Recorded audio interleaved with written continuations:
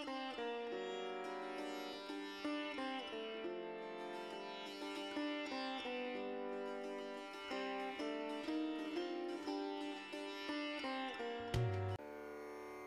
நமோ நாராயணாய். மிதுன ராசி அன்பர்களே, 2015 வருஷம் எப்படி இருக்குன்னு நம்ம பார்க்க போகிறச்ச ரொம்ப விசேஷம்னு சொல்லணும். காரணம், பெரிய கிரகமான சனி பகவான் 6ஆம் இடத்துல இருக்கா, குரு தனஸ்தானத்தில் 2ஆம் இடத்துல இருக்கா. குரு எப்போவுமே தன குடும்பத்தில் இருந்தால் விவாக பிராப்தி உண்டாகும். எப்போவுமே எதிர்பார்த்த காரியங்கள் நமக்கு உடனே நடந்தால் ரொம்ப சந்தோஷப்படுவோம், லேட்டாக நடந்தால் ரொம்ப வருத்தப்படுவோம். லேட்டாக நடந்தாலும் அமைதியாக நடக்கணும் அந்த காரியம். அந்த அமைதியாக நடந்துட்டு அது ஒரு அபரிதமான சந்தோஷம் கிடைக்கும். அப்போது குரு பகவானை பார்க்குறச்ச நமக்கு 7, 10 கூடையவன். ஏன்னா கேந்திரங்கள் 7ஆம் இடம், 10ஆம் இடம், 1ஆம் இடம், இதெல்லாம் கேந்திர ஸ்தானம்னு பேர். கோண ராசியில் பிறந்தவா எப்போவுமே ரொம்ப ஒரு தைரியம் வேணும்னு சொல்கிறது. காரணம், அதுக்கு மகா தைரியம் வேணும், படாத பாடுபடுத்தும். கோணத்தில் பிறந்தால் ஒரு சிலருக்கு கஷ்டம் விரட்டின்றே வரும். கோண ராசின்னு சொல்கிறது மிதுன ராசி, கன்னியா ராசி, தனுர் ராசி, மீன ராசி. கோண ராசியில் பிறந்தவாளுக்கு தான் சோதனைகள் எப்போவுமே அளவுக்கு அதிகமாக இருக்கும். அதுவும் இப்போ சனி பகவான் வந்திருக்கிறது ஜம்முன்னு 6ஆம் இடத்துக்கு வந்திருக்கார். இப்போ இந்த வருஷத்தில் பார்த்தா 9 கிரகங்களில் 7 கிரகங்கள் நமக்கு சாதகமாக இருக்குது. அது மட்டுமா, 5 கிரகங்கள் அதிமுக்கியமாக குரு, சனி, புதன், செவ்வாய் ஆதிக்க பலம், சூரியனுடைய சிராத்தக பலம், இப்படி எல்லா கிரகங்களும் நமக்கு இந்த 5 கிரகங்கள் அதிமுக்கியமாக நமக்கு சாதகமாக இருக்கிறதுனால, அதாவது வியாதி, சில பேருக்கு வயசானவெல்லாம் பார்த்தா ரொம்ப வியாதி தொல்லைகள்லாம் இருந்துட்டுருப்பா.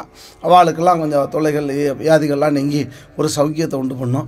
அது மட்டும் இல்லாது இந்த ஜனவரி மாதம் 1/1/2015 ஜனவரி மாதம் வியாழக்கிழமை, இப்போ நம்மதுக்கு வருஷம் மறந்துருக்கிறது, இது ரொம்ப விசேஷம்னு பேர். காரணம் குருவாரத்தில் ரொம்ப விசேஷம். அது மட்டுமல்லாது ஏகாதசி திதி ரொம்ப விசேஷம். சனி பகவானும் பார்த்தேன்னா மிதுன ராசிக்கு சனி பகவான் 8, 9 கூடையவன். குரு பகவான் கேந்திர ஸ்தானாதிபதி 7க்கும் 10க்கும் உடையவர் குரு பகவான். இதெல்லாம் பெரிய கிரகம். சரி, சின்ன கிரகம்லாம் வேலை செய்யாதா? சந்திரன் 2.25 நாள் நிற்கிறா, சூரியன் 30 நாள் நிற்கிறா ஒரு ராசியில், செவ்வாய் பகவான் 45 நாள், இப்படி இதெல்லாம் வளம் வர்றச்சே ராகு பகவான் 1.5 வருஷம் நிற்கிறா, கேது பகவான் 1.5 வருஷம் நிற்கிறா. எல்லா கிரகங்களும் தான் நம்ம சரீரத்தில் சார்ந்திருக்கேன். எப்போ நம்ம சரீரத்தை உடம்பே உத்தமர், அதாவது சன்னதிங்கிற மாதிரி நம்ம சரீரமே சன்னதியாச்சே. நம்ம சரீரத்தை எப்போ நம்ம சுத்தமாக வச்சுக்கிறோமோ அப்போவே நமக்கு நல்ல நேரம் கொடுத்து. அதுதான் பெரியவாள்லாம் ஒரு பழமொழி சொல்லுவா, இன்றைக்கி போட்ட துணியை நாளைக்கு நம்ம போடக்கூடாது, இன்றைக்கி மீதம் இருக்கிற ஆகாரத்தை நாளைக்கு நம்ம உண்ணக்கூடாது. இப்போல்லாம் கால சூழ்நிலைகள் காரணம் என்னென்னா, ஃப்ரிட்ஜிலெல்லாம் வச்சுட்டு 10 நாளைக்கு வச்சுட்டு சாப்பிட்றோம். இது எல்லோரும் அந்த தவறை பண்ணுறதில்ல, ஒரு சிலர் அந்த தவறை பண்ணுறோம். அதனால தான் இந்த ஃபுட் பாய்சன்லாம் வந்துடுறது. இதெல்லாம் அவாய்ட் பண்ணணும். அன்றாடம் சாப்பாடு பண்ணி அன்றாடம் சாப்பிடணும். குழந்தைகளுக்கு அன்னன்னைக்கு என்ன தேவையோ அதெல்லாம் குழந்தைகளுக்கு நாமெல்லாம் பூர்த்தி பண்ணணும். நாமளும் அன்னன்னைக்கு என்ன தேவையோ அதெல்லாம் நம்ம எடுத்துக்கணும். எப்போவுமே மனுஷாளுக்கு உணவும் உறக்கமும் அவசியமான ஒன்று. 2 நேர போஜனமும் 8 மணி நேர உறக்கமும் அவசியமான ஒன்று. இந்த அவசியமான ஒன்றுங்கிறது காரணம் எதுக்கு சொல்கிறேன், அந்த கோண ராசியில் பிறந்த ஒரு சிலர் இதெல்லாம் ரொம்ப அலட்சியப்படுத்துவா. ஒரு சிலர் அலட்சியப்படுத்தும் பொழுது நமக்கு என்ன பண்ணுறது, அலட்சியமாக வரும் பொழுது அப்படியே அப்புறம் பார்த்துக்கலாமே இப்படியே இந்த மனத்தடுமாற்றங்கள் வரும். இந்த ஜனவரி மாதத்தில் மனத்தடுமாற்றம் கூடாது. காரணம், புதனுடைய அதீதி சக்தியும் செவ்வாயுடைய சாரபலமும் குருவுடைய அதீதிய பலமும் நமக்கு கொஞ்சம் சற்று குறைச்சலாக இருக்கிறதுனால இந்த ஜனவரி மாதம் எதுலேயுமே நம்ம ரொம்ப கவனமாக இருக்கணும். அடுத்து பிப்ரவரி மாதத்தில் வண்டி வாகனங்கள் வாங்குறதுக்கு உகந்த மாதம். காரணம், சனிக்கு பலம் 10 வகையில் வருது. சனி பலம் திவாத, யோகித, பிரவீத, அதீத, அதுகூஷ, உஷாதித, சிரவாஷ, சின்மித்ர, மிதோதித, பாவசுத, பவன் திக்த, திக்தாத, யோக பிரணவ, அப்படி சொல்லி 10 பலம் சனிக்கு உண்டு. இந்த 10 பலமும் பிப்ரவரி மாதத்தில் மிதுன ராசிக்கு கிடைக்கிறதுனால இந்த பலம் அவசியமான ஒன்று. நமக்கு மனசில் வைராக்கியம் இருந்தால் தான் சரீரத்தில் பலம் கிடைக்கும். அந்த பலம் நமக்கு வர்றதுனால, சனியுடைய பலம் வர்றதுனால வாகன யோகம் ரொம்ப பிரமாதமாக இருக்கும். வண்டி வாகனங்கள்லாம் வாங்குறவா பிப்ரவரி மாதம் வாங்கிடலாம். பழைய காரெல்லாம் வச்சு சில பேர் ஓட்டிகிட்டே போவா, எங்கே வழியில் நின்று போய்டும், டயர் பஞ்சர் ஆகி போய்டும், தள்ளிகிட்டே போவா. அவெல்லாம் புதிய காரு வாங்கி விடலாம். ஏன்னா சனி 6ல் இருக்கா, குரு பகவான் 2ல் இருக்கா. ராகுக்கு அது ஜம்முன்னு 4-10 இருக்கா, இப்படி பெரிய கிரகங்கள்லாம் நன்னா இருக்குது. அது மட்டுமல்லாது குருவுடைய பார்வை, சனியுடைய பார்வை, புதனுடைய சஞ்சார பலம், புதனுக்கு வந்து யோகித்த பலம்னு ஒன்று இருக்குது. அதனால தான் புதன் எப்போவுமே ஹிருதயத்துக்கு சம்பந்தப்பட்டவன். அப்போ வந்து எண்ணங்களில் சஞ்சாரிப்பவன் சந்திரன். எண்ணங்களில் சஞ்சாரம் வந்து சந்திரனுக்கு உண்டு. ஜாதகத்தில் வந்து புதனும் சந்திரனும் சேர்ந்து இருந்தால் கொஞ்சம் மன தடுமாற்றம், கிளேசம் உண்டாகும். பிரேமையாக இருப்பா, அவளுக்கு தான் அந்த பிரம்மகத்தி வர்றது. இது ஒரு புறம் இருக்கட்டும். அதனால் பிப்ரவரி மாதம் வண்டி வாகனங்களுக்கு உகந்த மாதம். மார்ச் மாதம் கலைத்துறையில் சம்மந்தப்பட்டவாளுக்கெலாம் ரொம்ப விசேஷமாக இருக்கும். சுக்கரனுடைய சுக பலம், சுக்கரனுக்கு வந்து 5 பலம் உண்டு. சுக விதுபாவ, சுக விதீத, சுகயோக, சுக நிகர்த்த, சுக நிதீத, சுக விபான, சுக சத்ருர அப்படின்னு சொல்லி 5 பாவங்கள். அந்த 5 யோகங்களும் சுக்கிரனுக்கு உண்டு. அந்த 5 யோகங்களும் நன்னா இருக்கிறதுனால கலைத்துறையில் சம்மந்தப்பட்டவாளுக்கு மார்ச் மாதம் ரொம்ப விசேஷமான வாரம். அந்த கலைத்துறையில் நடிப்பு தொழிலாக இருக்கட்டும், அல்லது சில பேர் இந்த பியூட்டிஷியன் கடையெல்லாம் வச்சுருப்பா, புதிய தொழில் தொடங்கணும்னு சொல்லி அவள்லாம் மனசில் ரொம்ப நாளாக நீண்ட நாள் ஒரு கற்பனையாக இருக்கும். அதெல்லாம் அவள்லாம் அதை செஞ்சுக்கலாம். கலைத்துறையில் சார்ந்தவாளுக்கு மார்ச் மாதம் ரொம்ப விசேஷமான மாதம்னு சொல்லலாம். அடுத்து ஏப்ரல் மாதம் மணமகன் மணமகளுக்கு பொண்ணு மாப்பிள்ளையெல்லாம் பார்த்துக்கிறது, கல்யாணத்தை சட்டு போட்டுன்னு முடிச்சிடலாம். வந்து பாப்பா உடனே ஷர்ட் ஓகே, உங்கள் பொண்ணு எங்களுக்கு ரொம்ப திருப்தியாக இருக்குது, பிடிச்சிருக்கு. பொண்ணு தலையை குனிஞ்சுட்டே இருக்கா, அதான் நிமிந்து பார்க்கலை, அவ்வளோ பக்குவமாக இருக்கா, அவ்வளோ பவ்யமாக இருக்கான்னு சொல்லி பொண்ணை உடனே பிடிச்சிருக்குன்னு சொல்லிடுவா. மாப்பிள்ளை பார்த்தாக்கா மாப்பிள்ளை பேண்ட்டு கிட்ட போடாமல் உடனே வேட்டி கீட்டி கட்டுட்டு ஜம்முன்னு மாப்பிள்ளை உட்காந்துருப்பா.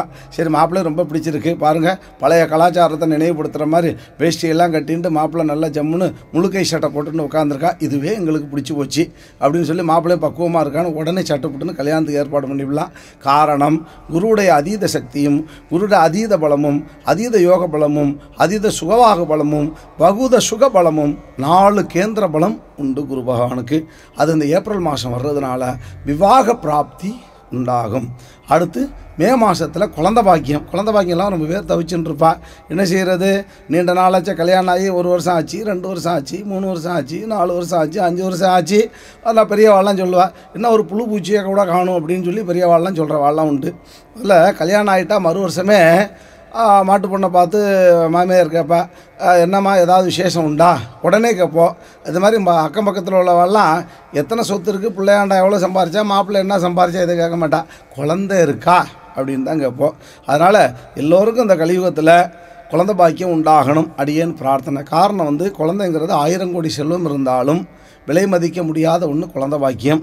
அதனால் இந்த மே மாதம் குழந்தை பேருக்கு நல்ல ஒரு அருமையான மாதம். மே மாதம் குழந்தை பாக்கியம் இல்லாத வாழ்க்கெல்லாம் குழந்தை பாக்கியம்லாம் உண்டாகும். எதிர்பாராத நன்மையை நடக்கக்கூடிய மாதம்னு சொல்லலாம். காரணம் குருவுடைய பலமும், சனியுடைய ஆதிக்க பலமும், செவ்வாயுடைய சிதாத பலமும், செவ்வாய்க்கு சிதால பலம், சிதேசித்திர பலம், சிதா விதூத பலம், சிதா அபகர்தீத பலம், இப்படி இந்த 3 பலம் செவ்வாய்க்கு உண்டு. அதனால தான் செவ்வாய் ஜாதகத்தில் 3ஆம் இடத்துல, 6ஆம் இடத்துல, 11ல் ஜாதகத்திலே வலிமையாக இருந்துட்டால் அவளுக்கு அவ்வளோ மனோபலம் வருமா. அதனால் குழந்தை பாக்கியத்துக்கு குழந்தை உண்டாகக்கூடிய நேரம் மே மாதம் ரொம்ப சௌக்கியமாக இருக்கும். ஜூன் மாதம்லாம் குழந்தைகளுக்கு பார்த்தாக்கா குதூகலமான ஒரு மாதம்னு சொல்லலாம். குழந்தைகளுக்கு மட்டுமில்லாது பெரியவாளுக்கும் சேர்த்து சொல்லலாம். வெளியூர் வெளிநாடு பிரயாணங்கள்லாம் போயிட்டு வரலாம். ரொம்ப நாளாக நினச்சிட்டு இருப்பா கடல் கடந்து போகணுன்னு, நீண்ட நாள் பிளானாக இருக்கும். இந்த வருஷத்துலேயே 2015லேயே அது ரொம்ப சித்திக்கும். காரணம் ராகுவுடைய பலமும், சூரியனுடைய சார பலமும், சந்திரனுடைய காரக பலமும், செவ்வாயுடைய விதேசோத்திர பலமும் எல்லாம் சேர்ந்து வர்றதுனால சுபதாரிணி யோகம் உண்டாகும். அப்போ அந்த சுபதாரிணி யோகம் ஜூன் மாதத்தில் வர்றதுனால கடல் கடந்து போகலாம், அல்லது வெளியூர் போகலாம். அது இப்படி போகிறதுலே ஒரு மனசு நல்ல ஒரு அமைதியை கொடுக்கும். அப்போ வந்து உறவு முறைகள்லாம் அழைச்சிருப்பா. ரொம்ப பேர் சொந்தக்கார ஆற்றுக்கு போயிட்டு வரணும்னு நினச்சிட்டே இருப்பான். நீண்ட நாளாக போக முடியாத ஒரு சூழ்நிலைகள்லாம் உண்டாகும். அப்போது போயிட்டு ஓடியாந்துடலாம் சட்டு புட்டுன்னு. அப்போ அந்த ஜூன் மாதம் போகிறதே நமக்கு தெரியாது. ஜூலையில் கொஞ்சம் கவனமாக இருக்கணும், எதுலேயுமே நம்ம நிதானமாக இருக்கணும்.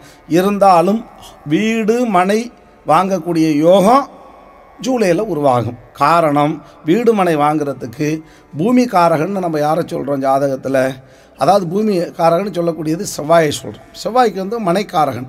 செவ்வாய் வந்து நன்னா இருந்தாக்கா அவளுக்கு வந்து ஸ்திரமான சொத்து இருக்கணுமா. அந்த ஸ்திரமான சொத்து எப்படி இருக்கும், அழியாத சொத்தாக இருக்கணும். எப்போவுமே நாம் இந்த ஜென்மாவில் சொத்து சுகங்களை வாங்கி வச்சுட்டு எம்பெருமானுடைய திருவடியை போய் சேர்ந்தாலும் கூட திரும்பவும் நாம் வந்து அந்த சொத்து சுகங்களை அனுபவிக்கணும்.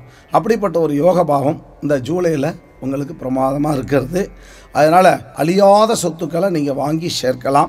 சில பேர் நினச்சிட்டே இருப்பா, சொந்த வீடு வேணும் வேணும் வேணும்னு நினச்சிட்டே இருப்பா, வாடகை வீட்டில் கொடுத்தோன்னு இருந்துகிட்டே இருப்பா, ஜலம் வராது. சில பேருக்கு பார்த்தா லைட்டு ப்ராப்ளம் வரும், சில பேருக்கு காற்று வெளிச்சம் வராது, இப்படிலாம் போட்டு அல்லல் பட்டுன்னு இருப்பா. அவளுக்கெல்லாம் ஒரு சௌக்கியமான மாதம் ஜூலை. சட்டுப்புட்டுன்னு வீடெல்லாம் கிடச்சிரும். ஒரு வீடுன்னு இருந்தால் காற்று இருக்கணும், நீர் இருக்கணும். காற்று, வெளிச்சம், நீர், இது 3 இருந்தால் செல்வமும் நிம்மதியும் தன்னால் கிடைக்கும். அது ஜூலை மாதம் உங்களுக்கு பிரமாதமாக இருக்கும். காரணம், செவ்வாய், சனி, சூரியன், சந்திரன், ராகு நல்ல திவ்ய யோக பலத்தில் வர்றா. சரி, ஆகஸ்ட் மாதம்லாம் உங்களுக்கு நெடுந்தூர பிரயாணம்னு சொல்லலாம். அதே நேரத்தில் வியாபாரம் பண்ணுறவாளுக்கு கடல் கடந்து வாணிபம் போய் வாங்கிட்டு வரலாம். சில பேர் எக்ஸ்போர்ட் இம்போர்ட் பண்ணுவாள். அவளுக்கெல்லாம் அந்த ஆகஸ்ட் மாதம் ரொம்ப ஒரு சிறப்பான மாதம்னு சொல்லலாம். வியாபாரிகளுக்கு சின்ன தொழிலாக இருக்கட்டும், பெரிய தொழிலாக இருக்கட்டும். காரணம், ராகு நல்ல ஒரு ஸ்பெகுலேஷன், வர்த்தகத்தை நல்ல திறம்பட செய்யலாம். அதுக்கு நமக்கு ராகு நன்னா இருக்கணும். ராகுடைய சஞ்சாரம் நன்னா இருந்தால் தான் நன்னா இருக்கும். ராகு மட்டும் நன்னா இல்லை, ராகுவோட சனியுடைய சஞ்சாரமும் நன்னா இருக்குது, சூரியனுடைய சஞ்சாரமும் நன்னா இருக்குது. அதை தவிர குருவுடைய பிரீத்தி பார்வை, அந்த பிரீத்தி யோகம் வர்றதுனால ஆகஸ்ட் மாதம் வியாபாரிகளுக்கு ரொம்ப உகந்த மாதம். சில பேர் ரொம்ப நாளாக பேங்கில் கடன் கேட்டுகிட்டே இருப்பா. சட்டுப்புட்டுன்னு வாங்க சார் கடனை வாங்கிட்டு போங்க அப்படின்னு சொல்லி சட்டுன்னு வந்து கடனை கொடுத்துருவா பேங்க்கு கூப்பிட்டு. சில பேருக்கு கடன் வராத கடன் பாக்கி நிற்கும் வெளியில். உடனே சார் வாங்க வாங்க ஒரு 50 லட்சம் ரெடியாக இருக்குது, 1 கோடி ரூபா உங்களுக்கு நான் தரணும், வாங்க 50 லட்சத்தை வாங்கிட்டு போங்க அப்படின்பா. சில பேர் அவாவா தகுதிக்கு ஏற்ப எல்லாமே கிடைக்கும். சில பேருக்கு ஒரு 10,000 வரணுமா, ஒரு 5,000. அவ்வாவாளுடைய கோச்சார நிலை, ஜாதக ரீதியாக அந்த கோச்சார நிலைக்கு ஏற்ப இந்த ஆகஸ்ட் மாதம் ரொம்ப விசேஷமாக இருக்கும். அது மட்டுமல்லாது செப்டம்பர் மாதம் நல்ல தெய்வீக சம்பந்தப்பட்ட மாதம். அந்த நேரத்தில் தான் நாம் சப்த புண்ணிய நதிகளில் போய் நீராடணும். குழந்தைகள்லாம் கொஞ்சம் கல்வியில் கொஞ்சம் அசமந்தாக இருப்பாள். அவளெல்லாம் பிரம்ம சரஸ்வதி ஸ்தலம் எங்கே இருக்குதுன்னு பார்த்து அங்கே அழைச்சிட்டு போங்க. அங்கே அழைச்சிட்டு போய் பிரம்ம சரஸ்வதிக்கு திருமஞ்சன தீர்த்தத்தை எடுத்து குழந்தைகளுடைய சிரஸில் கொஞ்சம் சாதிச்சேன்னா அவளுக்கு இந்திரஞானம், பிரம்மஞானம், சூட்சம ஞானம் கிடைக்கும். சுப செலவுகள் செய்ய வேண்டிய மாதம் செப்டம்பர் மாதம். சுபகாரியங்கள் நடக்கக்கூடிய சூழ்நிலைகள்லாம் இந்த செப்டம்பரில் உங்களுக்கு பிரமாதமாக இருக்கும். காரணம், குருவுடைய நிகரதி யோகமும், செவ்வாயுடைய அபதாரித யோகமும், புதனுடைய சருமிதி யோகமும், செவ்வாயுடைய ஆத்மஸ்ரீ யோகமும் எல்லாம் ஒன்று சேர்ந்து நமக்கு பிரமாதமாக இருக்கிறதுனால 9 கிரகத்தில் 5 கிரகங்களுடைய சஞ்சாரம் நல்ல பிரமாதமாக இருக்கிறதுனால செவ்வாயுடைய சாரபலமும் சேர்றதுனால சுபகாரியங்கள், சுப நிகழ்வுகள்லாம் ரொம்ப விசேஷமாக நடக்கும் செப்டம்பர் மாதத்தில். சரி, அக்டோபர் மாதம் சில பேர் வேலைக்கெல்லாம் விண்ணப்பம் போட்டிருப்பாள். வேலை வாய்ப்புகள்லாம் தன்னால் தேடி வரும், வீடு தேடி வரும். சரி, ஆர்டர் வந்துடுது, உடனே வேலைக்கு போயிடலாம். சில பேர் வெளிநாடு வெளியூர் போகிறதுக்கு பாஸ்போர்ட்டுக்கெல்லாம் விண்ணப்பிச்சிருப்பா. பாஸ்போர்ட்லாம் உடனே கிடச்சிரும். சில பேர் விசாவுக்கு தேடி அலைஞ்சு ஓஞ்சி போய் உட்கார்ற நேரத்தில் அக்டோபர் மாதம் வாங்க உங்களுக்கெல்லாம் விசா வந்துடுத்து, நீங்கள் வெளிநாடு போகலான்னு கூப்பிட்டு கொடுத்துடுவா. அந்த மாதிரி வெளிநாடு போகக்கூடிய பாக்கியமும் வேலை வாய்ப்புகளுக்கும் உகந்த மாதம் அக்டோபர். கவலைப்பட வேண்டாம். நவம்பர் மாதத்தில் கொஞ்சம் சரீர உபாதைகள் லேசாக ஒரு சிலருக்கு படுத்தும். அதில் மட்டும் நாம் ரொம்ப கவனமாக இருக்கணும். காரணம், செவ்வாயுடைய பலம் குன்றிய மாதம்னு சொல்லலாம். செவ்வாயுடைய ஒரு பலமும் சரியாக இல்லை. சூரியனுடைய ஒரு அதிதி யோகமாக இருந்தாலும் கூட சூரியனுடைய பலமும் சந்திரனுடைய சார பலமும் சரியில்லாதனால நவம்பர் மாதம் கொஞ்சம் கடினமாக இருக்கும். இந்த நவம்பர் மாதத்தை மட்டும் நாம் கொஞ்சம் அப்படி மெல்ல ஓட்டிட்டோம்னா அதுக்கு பிறகு எந்த கஷ்டமுமே வராது.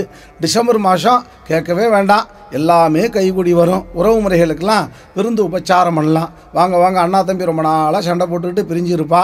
இந்த டிசம்பர் மாதம் அண்ணா எப்படி இருக்கேள், மண்ணி எப்படி இருக்கா, உடனே அவள் கால் பண்ணிவிடுவா, உடனே ஆற்றுக்கு வந்துடுவா, உடனே விருந்து உபச்சாரம் இதெல்லாம் அவளுக்கெல்லாம் செய்யலாம். எப்போவுமே இந்த உபச்சாரம் பண்ணி அவளுக்கு அந்த விருந்தோம்பல் இருக்க, அதுக்கு ஈடு இணை வேறு எதுவுமே கிடையாது. பகிர்ந்து உண்ணுதல். பாண்டவர்கள் எப்படி இருந்தா, ஒன்று சேர்ந்து இருந்தா, அதுபோல் நாமும் இருக்கணுமே, பாண்டவர்கள் போல் நாமும் இருக்கணுமே. அப்போ தான் அந்த டிசம்பர் மாதத்தில் தான் கரிசனம் கணவன் மேலே மனைவிக்கும், மனைவி மேலே கணவனுக்கு வரும். ரொம்ப அன்பொழுக இருப்பா, நல்லா அன்பாக இருப்பா. சில பேர் கல்யாணம் ஆன புதுசில் கனியேம்பா, அப்புறம் கொஞ்ச நாள் போனால் சனியும்பா. இதெல்லாம் ஒரு கதை இருக்குது. இருந்தாலும் அன்பொழுக இருந்து உபச்சாரம் இதெல்லாம் நடக்கும். கணவன் மனைவி ரொம்ப பிரீத்தியாக இருப்பா. அந்த நேரத்தில் தான் நம்ம டிசம்பர் மாதத்தில் தான் சில பேர் நமக்கு ஒரு வாக்குறுதியெல்லாம் கொடுப்பா. நான் சார் உங்களுக்கு கஷ்டங்கள்லாம் நான் எடுத்துக்கிறேன், உங்களுக்கு எவ்வளோ கடன் கேட்டாலும் நான் கொடுக்குறேன் சார், நீங்கள் தொழில் நல்லா மேன்மையாக பண்ணுங்கள். ஒரு புராணத்தில் ஒரு கதை உண்டு. குந்தி தேவி போய் கர்ணன்ட்ட என்ன கேட்டா, தன்னுடைய பிள்ளை தான் 2 வரம் கேட்டான். கர்ணா, நாகாசுரத்தை ஒரு முறைக்கு மேலே 2வது முறை நீ பிரயோகிக்கக்கூடாது. உன்னது தம்பிகளில் அர்ஜுனனை தவிர மற்றவாளை கொல்லக்கூடாது. விதி இருந்தால் அர்ஜுனன் மாண்டு போகட்டும். இதைத்தான் அவன் 2 வாரத்தை கேட்டான். அப்போ நீங்கள் யாருக்கிட்ட எதை கேட்டாலும் அந்த நேரத்தில் கிடைச்சிரும் உங்களுக்கு. அந்த டிசம்பர் மாதம் ஒரு அருமையான மாதம்னு சொல்லலாம். எடுத்த காரியங்கள் எல்லாமே சித்தியாகும்.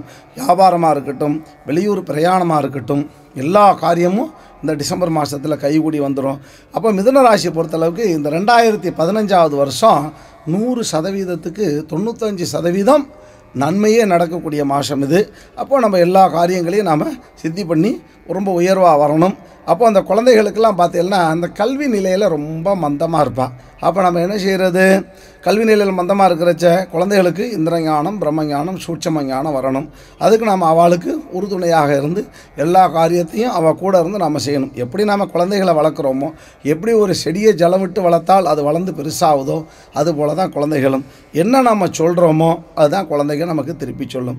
அதுபோல் தான் நம்மளுடைய வாழ்க்கை நிலைகளும்.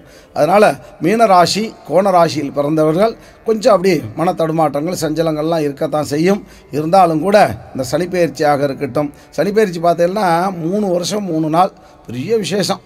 3 வருஷம் 3 நாளுங்கிறது இதை 303 வருஷத்துக்கு முன்னாடியே ஏற்படுத்திட்டா. இந்த மாதிரி ஒரு சூழ்நிலைகள்லாம் நமக்கு நல்ல ஒரு சூழ்நிலையை சனி பகவான் உங்களுக்கு கொடுத்துருக்கா. அது 6ஆம் இடங்கிறது ரொம்ப விசேஷம். 3ஆம் இடம், 6ஆம் இடம், 11ஆம் இடம் ஜம்முன்னு இருக்கும். அதனால் எந்த ஒரு காரியமும் உங்களுக்கு தடைப்படாது. கவலையப்பட வேண்டாம். 100%க்கு 95% இந்த 2015 வருஷம் உங்களுக்கு இழுத்து கொண்டு போயிடும். யார் கேட்டாலும் இல்லைன்னு சொல்லாதீங்க. 100 ரூபா கொடுக்குற இடத்துல ஒரு 10 ரூபா கொடுத்து உதவி பண்ணுங்க. இல்லாதவாளுக்கு, யாராவது ஏழையாக இருந்தால் அவளுக்கு மாங்கல்ய தானம் பண்ணுங்க. ஒரு கிராம் தங்கமாவது கொடுங்க, இல்லைன்னு சொல்லாமல் கொடுங்க. உங்களை எல்லா காரியத்தையும் பகவான் சித்தி பண்ணுவார். சுவாமிஜி, மிதுன ராசியில் நிறைய வியாபாரிகள், வணிகர்கள் உருவாக காரணம் என்ன? மேலும் குழந்தைகள் சிலர் பெற்றோர்கள் பேச்சை கேட்குறதில்ல, கல்வியில் அதிகமாக கவனம் செலுத்துறதில்ல, அதுக்கு என்ன காரணம்? சற்று விளக்குங்கள். மிதுன ராசியில் பொறுத்தளவுக்கு பார்த்தா வியாபாரம் ரொம்ப மேன்மையாக இருக்கும், ரொம்ப பிரமாதமாக. ஏன்னா கோணராசி இல்லையா, கோணராசியில் அலாதியான புத்திசாலித்தனமாக ஒரு சிலர் இருப்பாள். வியாபாரம் பார்த்தா பிச்சுண்டு ஓடும். சின்ன கடையை வைப்பா, ஒரு டிஸ்பிளே தான் போடுவாள். ஒரு சின்ன வடை, போண்டா, பச்சி, முறுக்கு, இந்த நொறுக்கு தீனின்னு சொல்லுவாள், அதெல்லாம் அப்படி போட்டுட்டு அப்படியே ஷோவாக வச்சுருப்பாள். அப்புறம் பார்த்தா கொஞ்சம் பெருசாக பண்ணுவாள். அப்புறம் பார்த்தா பக்கத்தில் இருக்கிற இடத்தையும் சேர்த்து விலைக்கு வாங்குவாள், அடுத்தாப்புலையும் வாங்குவாள், எதிர்த்தாப்புலையும் வாங்குவாள், இப்படியே வளர்ந்துருவாள். காரணம், அந்த ராசியுடைய அதிபதி புதனுக்கு சுக்கிரன் சார பலத்தையும், செவ்வாய் அதிதி யோக பலத்தையும், குரு விசாத்தர பலத்தையும், அதே நேரத்தில் சனியுடைய பாவன யோகமும் ஒன்று சேர்ந்து அதிச்சாரமும் சரி, சஞ்சாரமும் சரி, நிகரகாரக தூதமும் சரி, அஷ்டபரலும் சரி, இதெல்லாம் ஒன்று கூடிட்டா அது ரொம்ப யோகம்னு சொல்லலாம். காரணம், கோணராசியில் பிறந்தவாளுக்கு தான் வியாபார நுட்பங்கள், நுணுக்கங்கள் அதிகமாக இருக்கும். நீங்கள் கேட்ட கேள்வி சரி. ஏன்னா வியாபாரங்கிறது ஒரு அற்புதமான ஒன்றாச்சே. எப்படி நம்ம இந்தியாவுக்கு விவசாயம் தான் முதுகெலும்புன்னு சொல்கிறது போல், இந்த வியாபாரம் இருந்தால் தான் எல்லாத்தையும் நம்ம அயல் நாட்டிலேருந்து கொண்டு வர முடியும். அதை நம்ம கொண்டு வர முடியும், இங்கேருந்து அயல் நாட்டுக்கு அனுப்ப முடியும். அங்கே நமக்கு என்ன தேவையோ, இங்கே என்ன இல்லையோ, இது மேலை நாட்டிலேருந்து நமக்கு சேருது. அங்கே என்ன தேவையோ, நமக்கு அளவுக்கு அதிகமாக இருந்தால் நம்ம மேலை நாட்டுக்கு கொடுக்குறோம். இந்த வர்த்தகங்கள் எல்லாம் அதிகமாக பண்ணக்கூடிய ராசி பார்த்தாக்கா இந்த மிதுன ராசியில் ரொம்ப ஒரு 100 பேருக்கு 30 பேர் வியாபாரிகளாக, வணிகர்களாக இருப்பாங்க. ஒரு சில பேருக்கு நஷ்டம் ஏற்படும். அந்த நஷ்டத்தை அனுபவமாக எடுத்துட்டு அவள் கொண்டு போகணும். அவள் கொண்டு போகிறச்சா ரொம்ப விசேஷமாக இருக்கும். அதனால் தொழில் ரீதியாக தான் இவாளுக்கு நல்ல ஒரு பலத்தை கொடுக்கும். தொழிலுக்கு என்ன வேணும்? ராகு சம்பந்தம் நல்லா இருக்கணும். ராகு இப்போ எதில் இருக்கா? ராகுடைய பாவம் 4ஆம் இடத்துல இருக்கால, அதே நேரத்தில் கேது 10ல் இருக்கால, அது கேந்திரம். கேந்திர பலம், சுப கேந்திர பலம், யுக கேந்திர பலம், ஸ்வேதித கேந்திர பலம், சர்பண கேந்திர பலம், சாத்வித கேந்திர பலம், விகாதித கேந்திர பலம், இப்படின்னு 5 பலம் இருக்குது கேந்திரத்துக்கு. இந்த 5 பலமும் நல்ல ஒரு திவ்யமாக 6ல் சனி வர்றதுனால வியாபாரிகளுக்கு மேன்மையான நேரம்னு இதை சொல்லலாம்.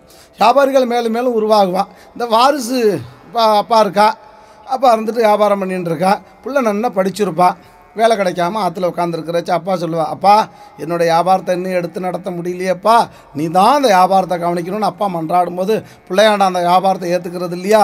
அதுபோல தான் இந்த வியாபார ரீதியாக எல்லாமே நல்லா சுபிட்சமாக இருக்கும். அப்படியே வாழையடி வாழையா அப்படியே இந்த கோணராசியில் பிறந்த வாழ் குடும்பம்லாம் பார்த்தா வியாபாரம் விட மாட்டா. இப்போ அப்பா செஞ்ச வியாபாரத்தை வேற குழந்தை பண்ணுவா.